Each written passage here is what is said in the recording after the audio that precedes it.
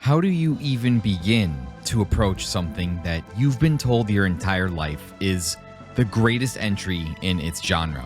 How can any analysis of it be fair under the crushing weight of impossible expectations?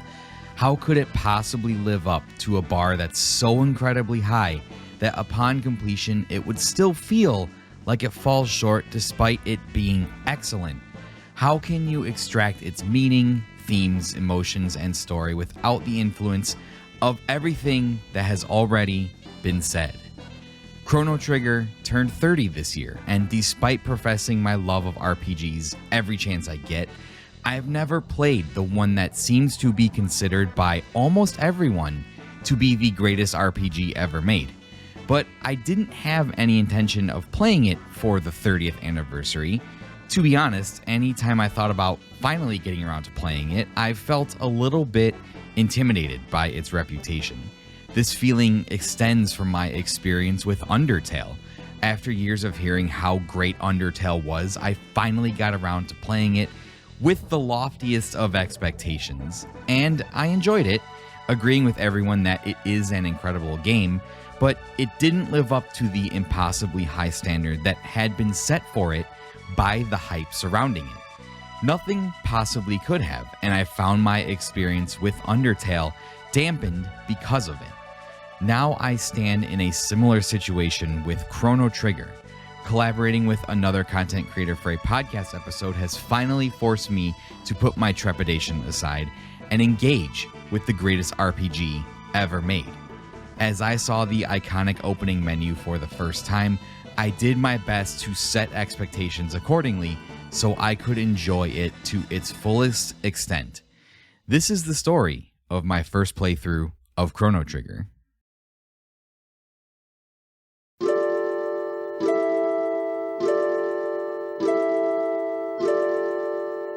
To set the stage before we dive into the game and themes, we have to talk about the team responsible for making this game. The story of Chrono Trigger's development is legendarily nearly as mythologized as the game itself. The collaboration that led to Chrono Trigger's existence is an all-star collection of people who are instrumental to the history of anime and video games, especially in Japan. Hironobu Sakaguchi, the legendary creator of Final Fantasy, Yuji Horii, the also legendary creator of Dragon Quest, and Akira Toriyama, the also legendary creator of Dragon Ball, joined forces to lend their creative and leadership talents to a single project in an act of cross-company collaboration that is not particularly common in video game history, at least not at this same level of who was involved. Yasunori Mitsuda, who joined Square in 1992 as a sound effect designer, would lead music composition for the game after threatening to leave Square unless Sakaguchi gave him an opportunity to create music for a project. Iconic Final Fantasy composer Nobuo Uematsu would also lend his talents to the score when Mitsuda became hospitalized due to stomach ulcers caused by the long, grueling hours he worked. The people responsible for directing the game were also a proven team of Squaresoft veterans, including Takashi Takita, known for Final Fantasy IV and Live Alive, Yoshinori Kitase, director of Final Fantasy VI and later Final Fantasy VII, and Akihiko Matsui, who had developed several battle systems across the Final Fantasy series. Kazuhiko Aoki served as producer on the project and is largely credited with bringing the team together. The so-called Dream Team had discussed creating a game together when they traveled to the US, and with the help of Aoki and Kazuhiko Torishima, who was Toriyama's editor who convinced Enix to allow Yuji Horii to join the project, the four spent days together brainstorming ideas for the game, with Square committing over 50 employees to make the project a reality. While Square was responsible for a lot of manpower behind the game's design, the non-Square creatives in the Big Three contributed significantly to the game's design. The idea for a time travel narrative came from Yuji Horii's love of time travel fiction, and he devoted significant hours to the writing of the game to make it work in a way that made sense. Horii also devised the concept of Lavos as the overall enemy. Akira Toriyama was basically responsible for the visual presentation of the game, designing characters, monsters, vehicles, and the aesthetics for the different time periods. With these two core pillars established, the designers of Square went to work. Hironobu Sakaguchi explained the process of development as getting to play around in a world created by Akira Toriyama. The team was so focused on the player experience that several innovative ideas came from playtesting and feedback. Players during this beta testing phase cited a desire to play the game again once they had finished, and this led to one of the earliest inclusions of New Game Plus that we know of, and Chrono Trigger is credited with popularizing and coining the term itself. The iconic End of Time was also created as a result of playtesting feedback, as a place where players could go to get hints if they were stuck, rather than consulting a guide or a walkthrough. Chrono Trigger's main pillars of writing, world, and game design all combine in a seamless way to create the experience that is called iconic today. And I think this really shines through in gameplay. The team really knew what they wanted to deliver and honed this idea into something that is incredibly player-friendly, which is saying something considering RPGs can be very dense and overwhelming at times. Chrono Trigger is wonderfully paced and incredibly efficient with the time you spend with it. To start, there are no random enemy encounters in the overworld, meaning that you can quickly get to where you are going without being stopped several times to fight battles.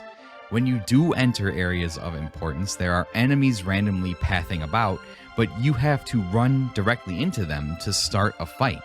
Or if you're in a hurry to get to the next story beat, you can just run right past enemies altogether.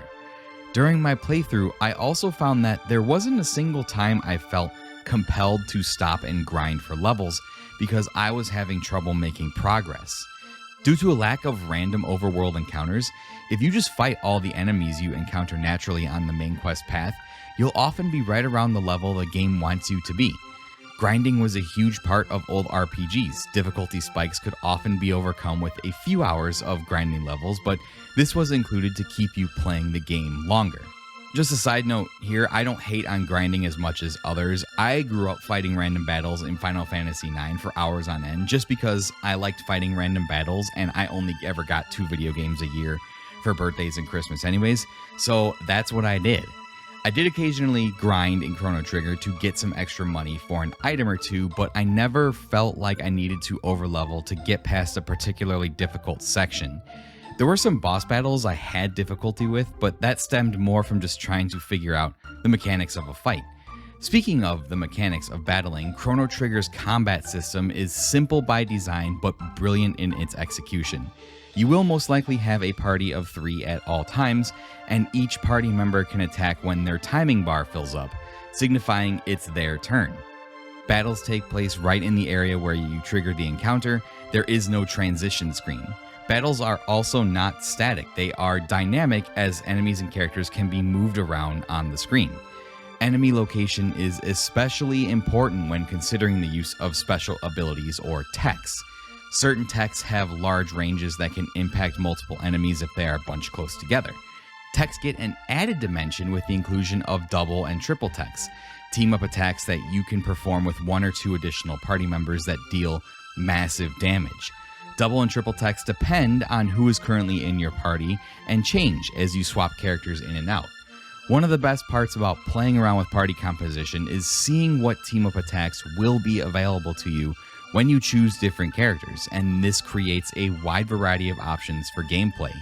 And of course, it wouldn't be an RPG without magic, with each character learning magic spells according to the element that they have an affinity towards. All these different layers of combat make for an engaging system, and while standard non-boss encounters are pretty straightforward and can usually be finished in under a minute, boss fights are where the combat really shines. Each boss fight is presented like a puzzle with a specific mechanic or element that you have to figure out. Some boss fights will have enemies with multiple different body parts that can be targeted. Some need to be attacked with magic or physical attacks, otherwise they will counter with devastating damage. Some require body parts to be attacked with a specific element of magic to weaken them.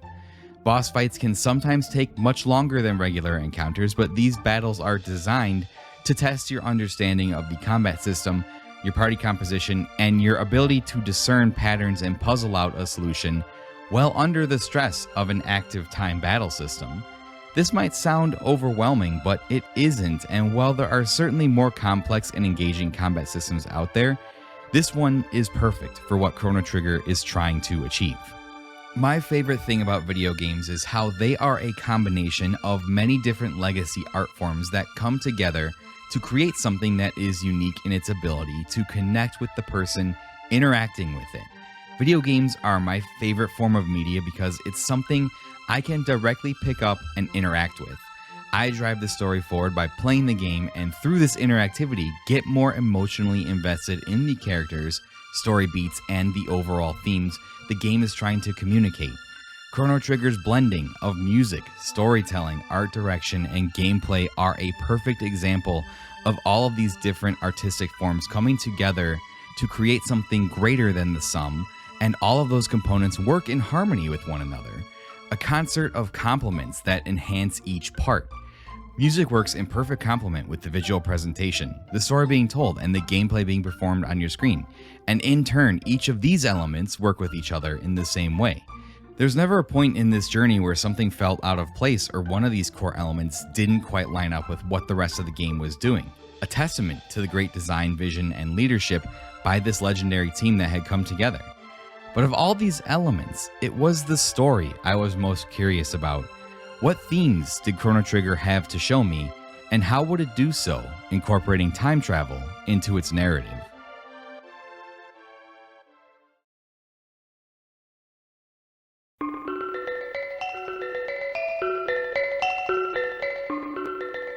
As humans, we are fascinated with the idea of time travel. What if it was possible to bend the very fabric of nature and journey along the currents of time to visit any period in history? What would you want to see? What would you do? Would your actions have severe consequences for the future you came from? Would you try to change history for the better, or use your knowledge of events to come to benefit yourself? The possibilities seem endless and have inspired a deluge of stories and media dedicated to exploring the consequences of meddling with time. We're talking Back to the Future, Avengers Endgame, Harry Potter, Terminator, Prince of Persia, Majora's Mask, and the list goes on and on.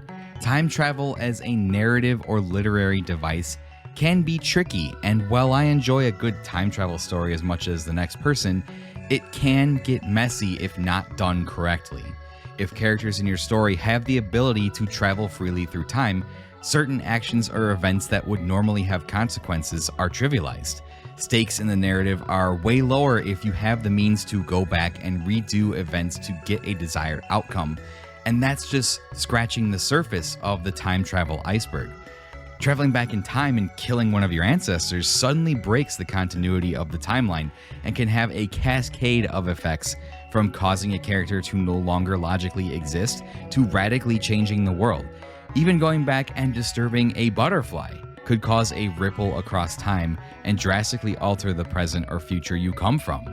While there are compelling narratives that utilize time travel in an interesting and satisfactory way, there are others where it comes across as lazy, more of a cop-out and eject button when you've narratively painted yourself into a corner.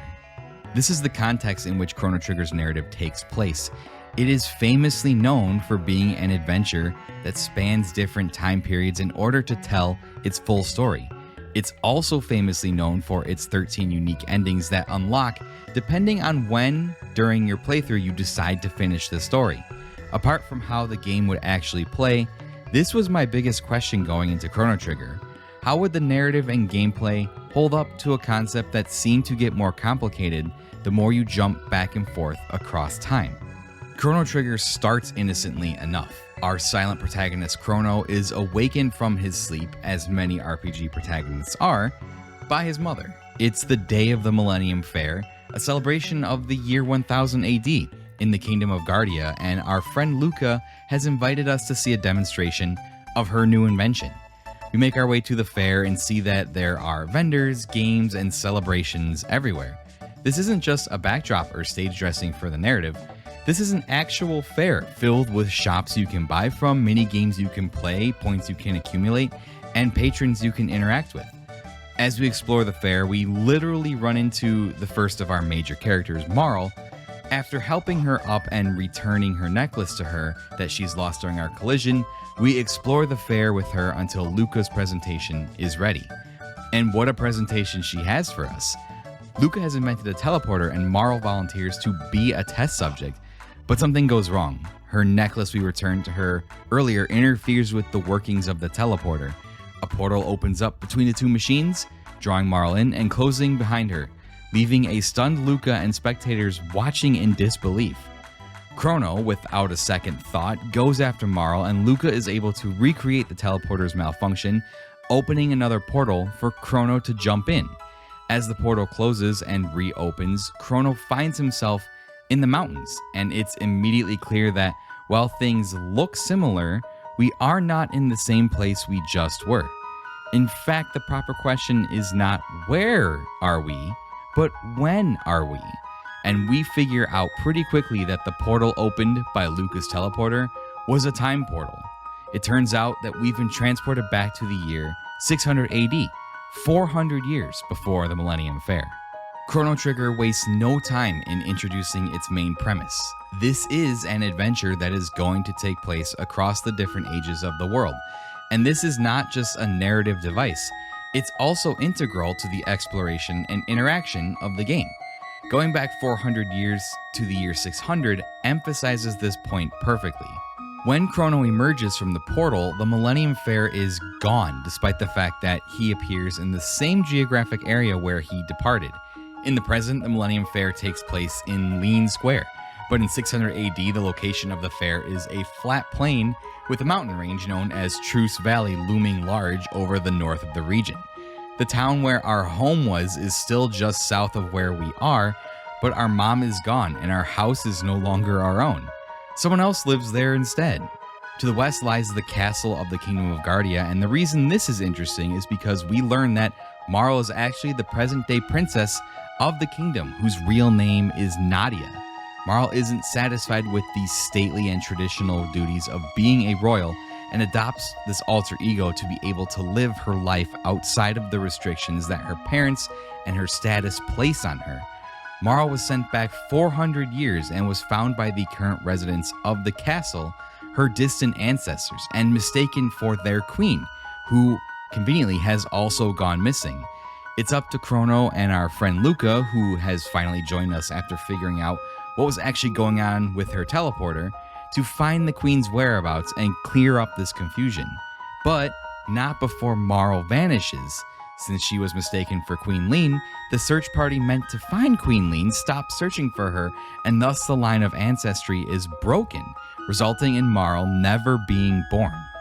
The beginning of Chrono Trigger is a perfect example of how time travel plays a significant role in how the game presents itself. The year 1000 AD is considered the present, at least from the point of view of our main trio of protagonists. The map and location of this time period is the standard. It's the one that we are most familiar with, and the map that all other time periods derive their configuration from. Time traveling back just 400 years alters the explorable world. The location of the Millennium Fair is just a flat, empty plain where Lean Square would later be built. The merriment and celebration of the fair left in the present. The state of the Kingdom of Guardia is also drastically different in 600 AD as opposed to the present. Whereas the Kingdom of 400 years in the future is celebrating a millennium milestone, the Kingdom of the recent past, or the Middle Ages as it's known in the game, finds itself locked in a desperate and bitter struggle with an army of fiends led by the fiend lord Magus. This introduction, in a nutshell, teaches you almost everything you need to know about how Chrono Trigger utilizes time travel, not only in its narrative structure, but in the exploration of the world as well. After rescuing Queen Lean with the help of new party member Frog and fixing the time paradox which restores Marl, we return to the present time and are almost immediately detained by the Chancellor of Guardia. Chrono is sentenced to death for kidnapping Marl and thrown in prison to await execution. Luca and Marl manage to help us escape, and as we are being chased through the forest by Kingdom soldiers, we use another time portal with the help of Luca's gate key to escape into another unknown part of time. We find ourselves in a much different looking time period as we are flung to the far future of 2300 AD. We emerge to a bleak world that is gray. Ruined cities and buildings lie all around as it seems that the world has suffered some kind of cataclysm, leaving much of it in ruins. After meeting a new robotic companion known as Robo and talking to some of the starving survivors of the future, we learn the startling truth. In the year 1999, an entity known as Lavos emerged from underground, and with a shrill and terrifying cry, Lavos rains down untold destruction on the planet's surface. This event is known as the Day of Lavos and is the end of the world as we know it, leaving all things desolate and dead. Only the ruins of civilization remain in the future, and what few humans have survived to this point huddle inside ruined shelters, slowly starving. As shocking as this information is, it defines the central premise of Chrono Trigger's story. Our party is horrified at the events that are to come and steel themselves for what they have to do next. Lavos cannot be allowed to emerge in 1999. This future must not come to pass. The party takes a new gate to a new time period to search for ways to stop Lavos. After Chrono, Marl, Luca, and Robo enter the time gate, they arrive at probably one of the most iconic locations not only in Chrono Trigger, but in video games. We find ourselves in a courtyard of stone containing a singular lamppost surrounded by an endless void, and against the lamppost leans an old mustachioed man in a long brown coat and brown bowler hat, holding a cane. This is the end of time, a keystone moment in the timeline created by Lavos' influence.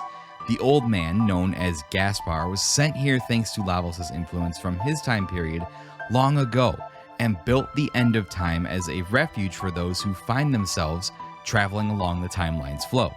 The justification for going to the end of time is mostly a gameplay one, as Gaspar explains to us that anytime more than 3 people try to go through a time portal, they end up here. This gives us our in-game justification for only having 3 party members at a time, as no more than 3 may traverse through a portal at once. All time portals are linked to the end of time, and we can see pillars of light neatly arranged in an adjacent courtyard representing all the different time portals and time periods we've already been to. And as we discover additional portals, more pillars of light will fill the room. The end of time serves as our base of operations. Any character that doesn't come with the main party will remain here safely, waiting their turn to be brought along on the adventure. There's also an entity called Specchio that teaches the party magic, as well as a point of healing and of saving. There is also one other thing to note that Gaspar warns us about.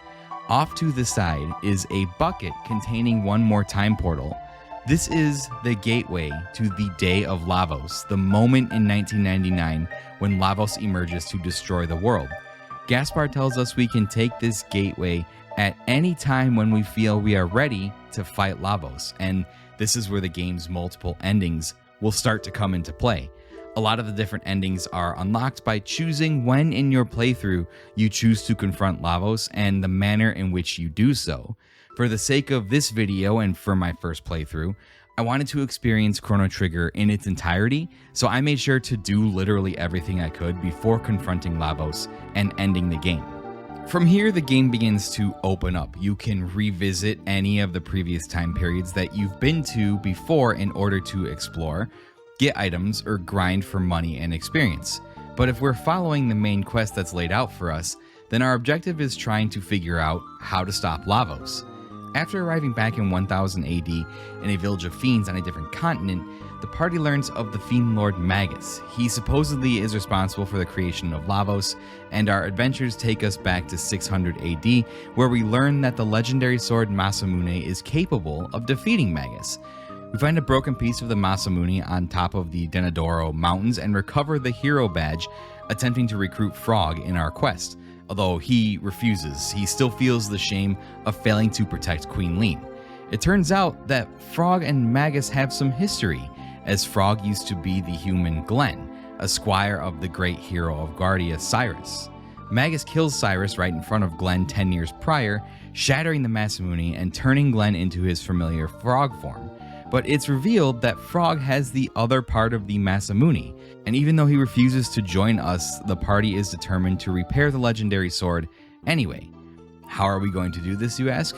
Well, we're off to 1000 AD, where a smith named Melchior agrees to help repair the Masamune. He's missing a key ingredient though, Dreamstone, a material that hasn't been seen in a very long time. We learn that some Dreamstone can be acquired in the far distant past of 65 million BC, also known as prehistory. Once we arrive, we pretty quickly meet our newest party member, Ayla, a leader of a prehistoric village of early humans who are constantly in conflict with the Reptites, who are an intelligent race of dinosaur beings.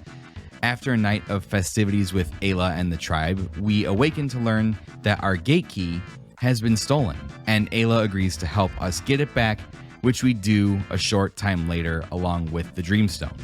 We return to 1000 AD, where Melchior repairs the Masamune, and then promptly head back to the Middle Ages to give the legendary blade back to Frog. When presented with his mentor's blade alongside the hero medal, Frog regains his resolve, determined to help us fight Magus, take revenge, and help stop the creation of Lavos. With Frog in tow, we head to the location of Magus' castle. Frog uses the Masamune to slash open the mountain, which has an amazing animated cutscene, and we proceed through a dark castle contending with the generals of Magus before facing the Fiend Lord himself, who is in the middle of preparations to summon Lavos. Upon beating Magus, his ritual goes wrong, and we learn yet another horrible truth. Magus did not create Lavos. He was only trying to summon it. Lavos is a creature that has lived in the center of the earth, absorbing energy for untold amounts of time.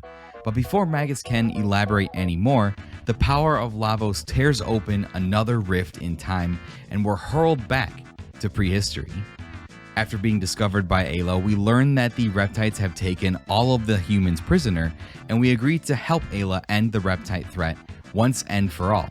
With the help of some dactyls, we're able to fly to the main Reptite fortress to confront their leader and the Black Tyranno. Upon their defeat, we see a meteor streak across the sky, to which Ayla refers to it as La-Vos, words in her tribe that mean big fire. The meteor is not a meteor at all. It is Lavos, and it crashes into the fortress just as we manage to get away. The screen goes black, and we hear the chilling cry of our ultimate foe ring out as it has finally arrived on Earth.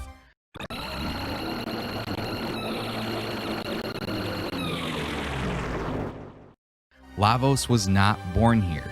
It came from outer space, from beyond our world.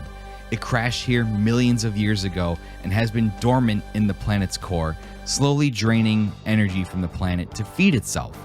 This is the true nature of the threat that we are facing, an alien parasite that emerges in 1999 to destroy our world as we know it. Our party attempts to try and stop Lavos now before it burrows to the center of the Earth, but it's too late. A crater is all that remains of the crash landing. But we do discover a new time gate there, which we take to a new era, 12,000 BC, the Age of Antiquity. The world of 12,000 BC is drastically different from all the other time periods as you would expect. Humans live on the surface, surviving a world that is coated in ice and snow. But a sky bridge teleports us to a kingdom of floating landmasses known as Zeal, and the people here have harnessed the power of magic. But the origin of this magic is sinister, as the Queen of Zeal is using a device called the Mammon Machine to siphon power from Lavos itself. We also meet the Queen's daughter Scala, who controls the machine, and her younger son Janus, who is just a bit odd because he literally warns us that one of us will perish soon as we meet him. But apparently the people of this era are aware of us, told by a mysterious prophet that we would appear to try and interfere with their plans to move the Mammon Machine to the Ocean Palace, an underwater complex so that it can be closer to Lavos and draw more power. The prophet banishes us from this time period as Scala seals the time portal, and we end up back in prehistoric times. But our party has made an interesting observation. Scala's necklace looks a lot like the one Marl has, and now it is charged with magic power and able to open doors and chests with a specific symbol on it. We remember a door in the future of 2300 AD, and that flashback is our clue to head there.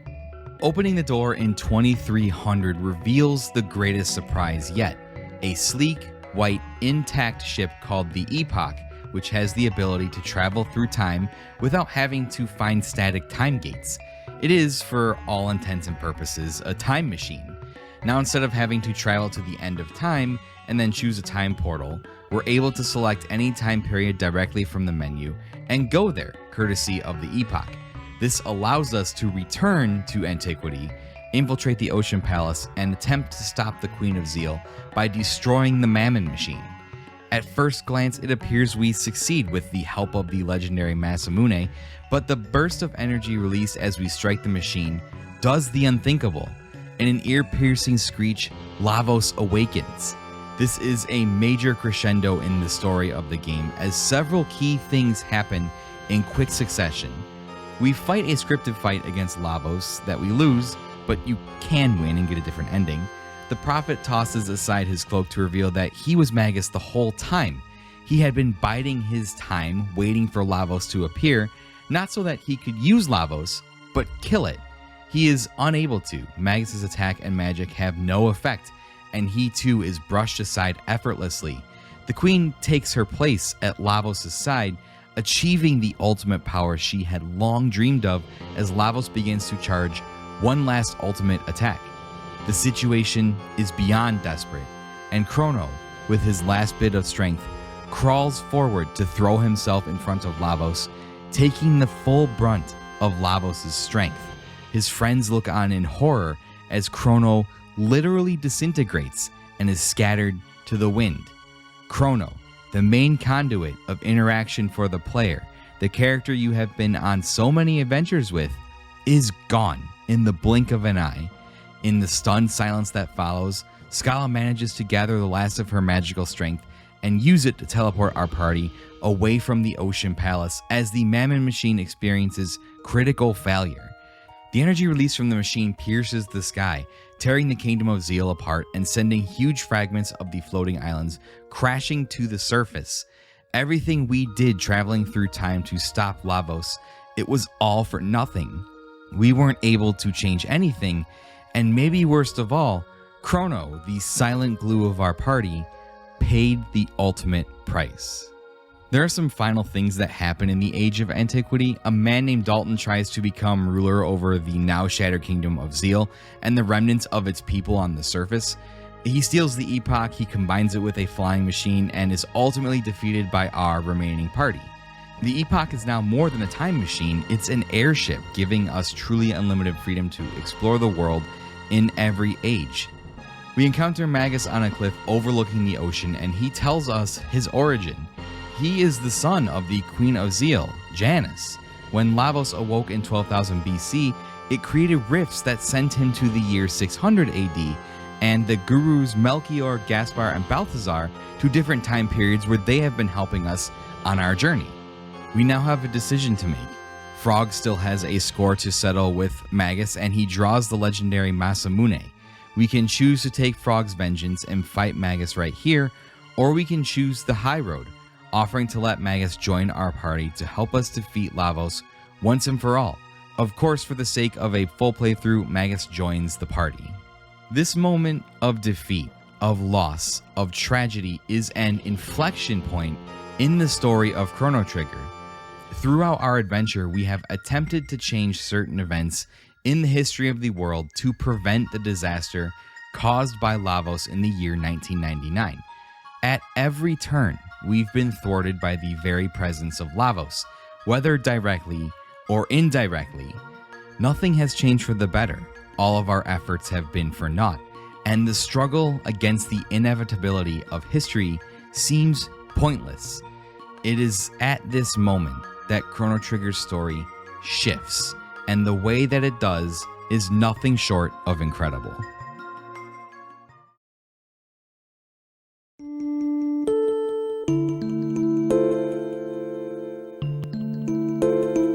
For a game centered around the mechanic and idea of time travel, the first part of Chrono Trigger, as I've described it to you, has felt pretty linear.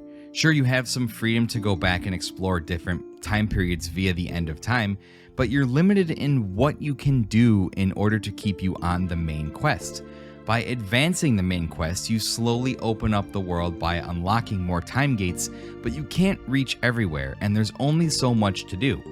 Chrono's death serves as a turning point in the narrative, a moment where the linear guardrails of the story give way to the unlimited freedom that the game now offers. Because of this, you can almost look at Chrono Trigger as two distinct games wrapped into one, and each part of it serves the greater theme in its gameplay, design, and narrative construction. You might think it odd that a game centered so much around time travel would be so linear up until this point. One of the main questions that Chrono Trigger centers around is the ultimate inevitability of events. Are certain things just meant to happen? Is there any point in struggling against something that seems destined to happen, no matter how hard you try to change it? The event in question here is the destruction of the planet by Lavos. Despite not knowing it at the time, Lavos is present at nearly every moment in history that you visit, with the exception of a few moments in prehistory before it arrives. When we discover the truth in the distant future of 2300 AD, the entire focus of our journey shifts to presenting the disaster that Lavos would unleash on the planet when it emerges in 1999. It becomes a desperate struggle to change the course of events before they reach their destined conclusion on that fateful day. We reconstruct the legendary Masamune to stop Magus, who we're told is responsible for Lavos' creation, only to learn that he ultimately wanted to stop the planetary parasite himself. We try to stop Lavos the very day of its arrival on the planet in prehistory, but miss our chance. Finally, we try to directly interfere with the Queen of Zeal in antiquity, summoning Lavos and gaining immortal life. This too ends in tragic failure, costing Chrono his life. While the game takes a bit to get to the main questline, once our goal becomes clear, we do everything in our power to change the outcome that is approaching, except we don't. At every point during the quest, our attempts to alter the future fail. If the question that Chrono Trigger asks us is if things are inevitable, the quest up to this point answers this question with a resounding yes. No matter how many battles we win, no matter how many levels we gain, how many people we help, the ultimate threat of Lavos persists, its influence too great at any point in time to overcome. But the odd thing about Chrono Trigger is that it doesn't necessarily feel like everything you're doing is meaningless. Sure, the story reinforces this feeling, but through gameplay you experience something totally different. The gameplay is a series of small victories that are encompassed within the larger tragedy of inevitability. Every area you explore expands your knowledge of the world. Every monster and boss you defeat is a momentary victory that feels impactful in the short term. Every level up makes you visibly stronger as you learn more techs and increase your stats. This short-term success via gameplay obfuscates the harsh truth. Nothing you are doing is making a difference on the long-term scale that concerns Lavos. That's called ludonarrative dissonance, baby! The struggle against the inevitable is an expenditure of energy that doesn't move the needle. In fact, this struggle is tragic not just because there's nothing we can do to stop Lavos, but because it culminates with Chrono having no other options, sacrificing himself, and dying believing that things still could and would change for the better. In fact, fighting against the inevitability of Lavos has a negative effect on the world.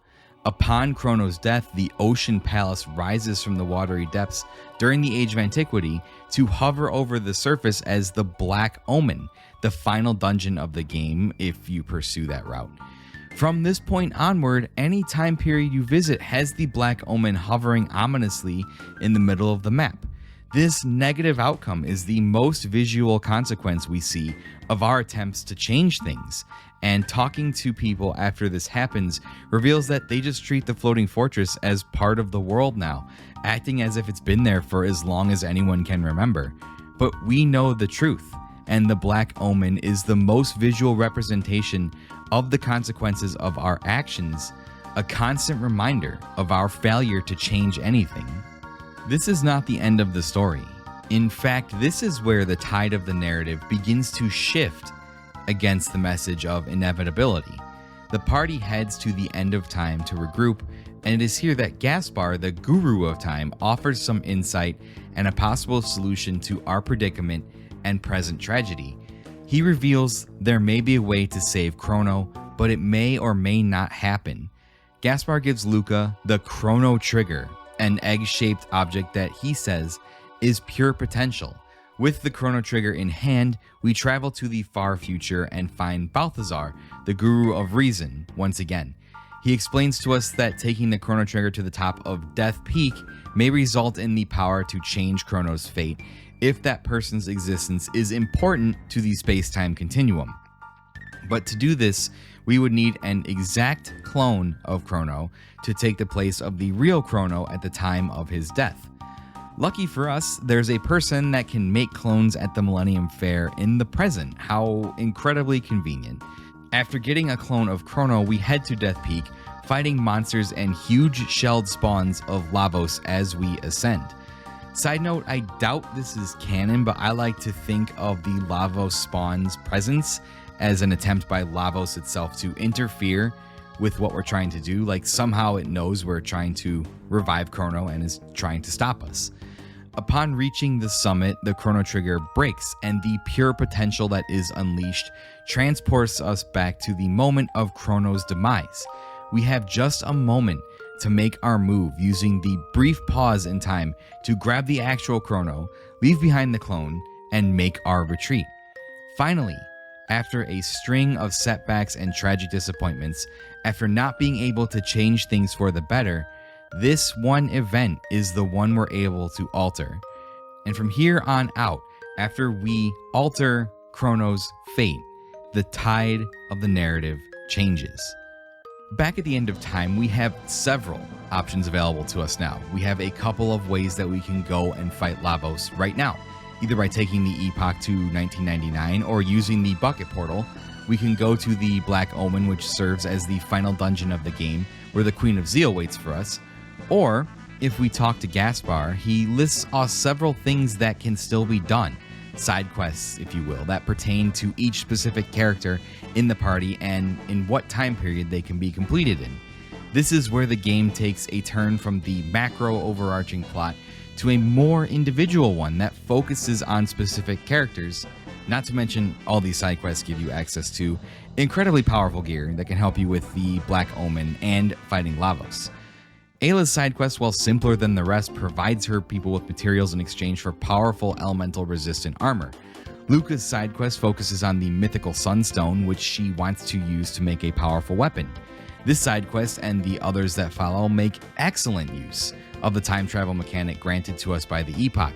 The Sunstone is dormant and needs to be left in the sunlight for a very long time, so we leave it in the Sun Keep in 65 million BC to charge. We travel to the future and revisit the Sun Keep only to realize that it has been moved in the years prior. It turns out the mayor in 1000 AD had moved it, but he's being kind of a dick and won't admit it. Heading to 600 AD with some beef jerky, we share it with a struggling mother who is raising a lot of kids, and she promises to teach them to be kind and generous. And it turns out, this family is the ancestors of the mayor. Heading back to 1000 AD, he parts with it willingly, and Luca and her father use it to craft her ultimate weapon, the Wonder Shot. I think Luca's quest in particular is a perfect example of why these personal side quests at the end of the game are so brilliant. There are intimate, personal storylines wrapped up in these quests that aren't mandatory to beat the game, and they are worth doing because they give you great rewards for the challenges ahead. Plus, they make great use of time travel as a puzzle-solving element, with some of them requiring you to jump back and forth between different eras to figure out solutions. Magus has the opportunity to go back to 600 AD and confront Ozzy, the fiend who took him when he arrived in the Middle Ages as a young boy. Frog is able to get some closure with his mentor Cyrus by fixing up his abandoned castle and bringing peace to his restless spirit. This unlocks the true form of the Masamune, signifying Frog as a true hero worthy to succeed Cyrus. Robo has a touching side quest in 2300 AD where they go to a facility and find Robo's girlfriend, as well as a computer program named Mother, who is responsible for giving all the robots life. Mother elaborates on the nature of Lavos, saying that Lavos feeds on all organic material and that the only way to stop it now that the world is destroyed is to deny its sources of food. She's talking about humans. In order to defeat Lavos, Mother wants to exterminate the remainder of the human race.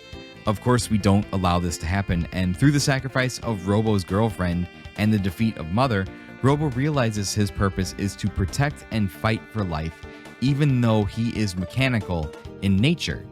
Marl's side quest is her chance to reconcile with her father and showing her family and the people in the castle that she is a grown and capable adult. The Chancellor suggests that Marl's father is responsible for her mother's death, causing a further rift between them. To ease the working burden on the royal family of 1000 AD, they return to 600 AD to find the mythical rainbow shell. They succeed and store it in the castle, returning to the present where Marl finds her father on trial by the Chancellor for losing the rainbow shell. We discover it deep in the basement of the castle and bring a fragment of it to the trial as proof, revealing that the Chancellor is actually a fiend named Yakra, a descendant of the one we fought in the cathedral in 600 AD, the same Yakra that had kidnapped Queen Lean. Marl's side quest is truly a family affair from every aspect. Marl and her father make up, with her father recognizing that Marl isn't helpless and she must be free to live her own life. We also get some pretty great items made from the Rainbow Shell and can combine the Rainbow Shell and Sunstone into Chrono's most powerful weapon, Rainbow. One final quest involves Robo and an NPC in 600 AD named Fiona, and this quest leads to one of the most iconic scenes in the entire game. Fiona wants to plant the mystic sapling that has been passed down from the Kingdom of Zeal in the desert to grow a lush forest, but laments that she won't be around long enough to care for it. Robo agrees to stay behind in the Middle Ages to tend to the forest as it grows and to cultivate the desert. We leave Robo behind, and when we go to the present, a forest has indeed grown in the same location that the desert used to be, with a small church located at the center dedicated to Fiona and Robo. Luca reactivates Robo, who has been on display, and the party decides to camp out overnight in the forest, which would turn out to be one of the most iconic scenes in this game. As the party rests around the campfire, Robo begins to share some thoughts he's had over the past 400 years, and he posits that maybe Lavos wasn't the one responsible for the time gates appearing, that maybe something or someone wanted them to see these events play out, and that some entity wanted them to experience the events of the past. Ayla chimes in, stating that the belief in her tribe is that when you die, you see the memories of your life play out before your eyes, and the rest of the party seems to agree with this sentiment. Marl asks Luca if there's a moment in time she would like to go back to, and she uncomfortably brushes off the question. Magus then asks the logical question: if the things they have seen and experienced in the past are memories, then who is this entity? Why does it want them to see these things? Is it dying? And how is it linked with Lavos? Luca awakens during the dark of night, and going off into the forest, she finds a time gate which she activates, but unlike previous gates, this one is red in color, not blue. Luca is transported back to the year 990 AD to an event that would define who she would grow up to be. When Luca was a young child, her father was obsessed with inventing machines and mostly ignored Luca and her mother. One day as she was cleaning, Luca's mother got her dress stuck in one of the machines, and much to a young Luca's horror, the machine permanently disabled her mother's legs, leaving her unable to move around. This was the reason Luca became an inventor, so that she would know enough about machinery to prevent anyone from being hurt ever again. Except this time, an older Luca is present, and she's able to save her mom from this grisly fate. She's able to change the one event in her past that affected her the most, that she wished with her whole heart she could change. And this irrevocably changes her relationship to the machines that she works on and creates. No longer does she feel the need to know about machines just to save people. She does it out of genuine love and enjoyment now. There's some speculation as to the meaning of this campfire scene and Luca's journey to the past to change something in her life. The most widely agreed upon explanation is that The entity that Robo and Magus refer to is the planet. Just like when people die and they see their memories flash before their eyes, because the planet is dying at the hands of Lavos, the time gates are the literal memories of the planet being shown to our party as it slowly dies. Because the planet actively notices that we are trying to save it, it hears Luca's pain when talking about the moment in her life she wishes she could change, and provides her with a gate to do so. There are others that say Scala is the one that is showing us the events of the past because the pendant Marl has is literally the same one Scala has in the Age of Antiquity, and I could definitely see that, but a dying world showing us its memories before ultimately succumbing to Lavos is the theory that most resonated with me during my playthrough. This idea of time travel suddenly takes on a whole new meaning. We aren't simply aimlessly wandering through time. The places we go are the very memories of this world, attempting to show us something, some kind of meaning or understanding in our quest to defeat Lavos. The reason I spent the last few minutes describing Chrono's revival and all of the characters' various side quests is to highlight the two different portions of the game and how they approach the question of changing the inevitable outcome of events. In the first half of the game, we've been unable to fundamentally alter the impending doom that awaits this world. Nothing that we've been able to do has prevented what will actually happen in 1999, and no events are changed for the better. In the second half of the game, when we revive Chrono, that's really where the scales begin to tip in our favor. All of our attempts to alter big events that have happened in the timeline fail. But when we begin to encounter quests that are smaller in scale, that are more focused on the characters in our party and their relationship to a past trauma that defines them, it changes. These moments that are smaller in scale and consequence than stopping a world-ending threat like Lavos are able to be changed thanks to our determination and ability to hop between time periods to find solutions. To me, the message I took from this stark contrast in narrative is clear. It may seem impossible to solve the world's problems from the macro, trying to alter things at the highest level to have the largest immediate impact, but true change can be effected when we think smaller, more locally, and focus on our relationships with ourselves and others. The small things are attainable. Self-improvement and focus on community is attainable. And over time, those small victories, those moments of self-improvement and helping others with problems that don't seem so daunting compared to worldwide impact, cascade into greater change that has the power to drastically alter things we once thought were impossible. It isn't until the party of Chrono Trigger takes some of these personal journeys to help themselves and others that we truly start to feel like our decisions and actions matter, that they start to shape the world around us in every time period. This is reflected in gameplay as well.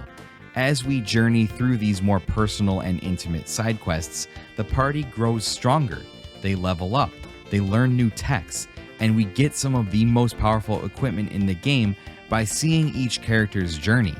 This gives us an edge in the gauntlet of the Black Omen and against our final confrontation with Lavos. It isn't until we decide as a party to rescue Chrono from his terrible fate that we go down this path. And because that decision is made from an intimate place of love and caring, that things really begin to change. Now, I know what some of you are probably thinking. You have the ability to fight Lavos at any time. Some people might not even get to this point where they have a full open world across time to explore. Some people might not even engage with the character's side quests since there are so many opportunities across the journey to end the game by fighting Lavos. That's part of the brilliance of Chrono Trigger's design. They accounted for so many potential endings across the story that it's kinda crazy to think about. I think the first time I encountered the idea of multiple endings was in Mass Effect, but Chrono Trigger was doing this nearly a decade earlier. I think when you choose to fight Lavos and end the game early, you're missing out on a huge chunk of the story that really hammers home the main themes that Chrono Trigger tries to teach us. That when things seem their most bleak and inevitable, hope is not lost, and we have to continue to better ourselves and the world around us. with a lot of us making small changes and small progress every day, large change is achievable, no matter the challenges we face. And you see this in real time in the game as the world changes around you. A forest grows in the desert, a castle becomes repaired, family relationships are mended, the natural and man-made world changes around you, as do the relationships between characters. And I think that is the most beautiful message Chrono Trigger presents to us. The long march of time may seem inevitable, and we may be discouraged that we can't single-handedly affect great change. But by the simple act of living, of nurturing ourselves, our relationships, and the world around us, together we can move mountains. And this idea is beautifully illustrated in the two different halves of Chrono Trigger.